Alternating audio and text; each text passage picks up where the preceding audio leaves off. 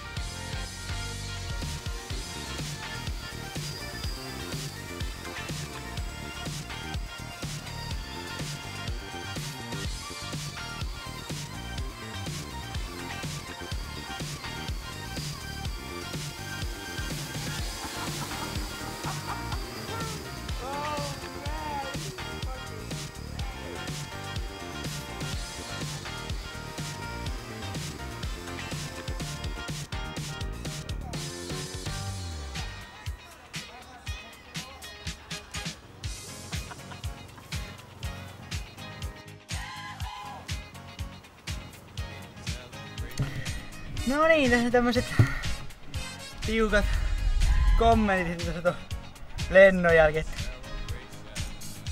Kyllä oli vittu kuumotukset yli 9000. Kyllä se jumalauta lensi, kyllähän saakelin nätisti. Mä vähän jänskäs siinä kohtaa, että kun kokeilin noita moottoreita ilman propelleja, että kun ne väillä vastapäivään pyörivät, niin ne pysähti siinä kesken kaiken. Mutta mä en tiedä, että ohjailijoissa jotain vikaa vai mistä tää johtuu. Mutta sitten kun löin ne propellit siihenkin, niin sitten ne kyllä kaikki, kun antaa semmosen terävä pamautuksen sieltä vähän kaasua, niin kyllä sitten lähti saakeli. Mutta se oli kyllä siis se eka pikkupyrähdys. Siinä sai jo semmosen...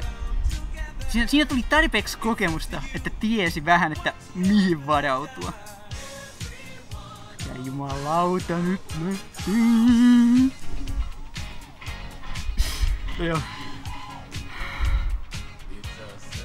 Kiitoksia kaikille nappulalaisille. Tuun pukkaamaan sinne uudelle RC-kanavalle tavaraa ja yritän katsoa tohon jonkinlaisen kameran kiinni tässä, että todennäköisesti nyt tuun tässä joka päivä lentelee varmaan ihan reilu sillä, että akut tyhjäksi, akut lataukseen kun on täynnä taas, niin sitten lennellään taas sen verran mitä ehditään ja semmoista. Mutta suuret kiitokset teille kaikille siellä internetterminaalin toisessa päässä. Oli se kyllä uskon. Ei se ollut niin vaikeeta kuin mitä luulin. Ei ollut. Hirveesti jänskäs. Mutta ei se sitten ollut niin. Se on vähän niinku noissa lennokeissa kyllä, että se on se... No, lennokeissa oli se, että kun se... Oli hirveä kuumata siinä, kun se piti heittää se kone, kun ei ollut mitään...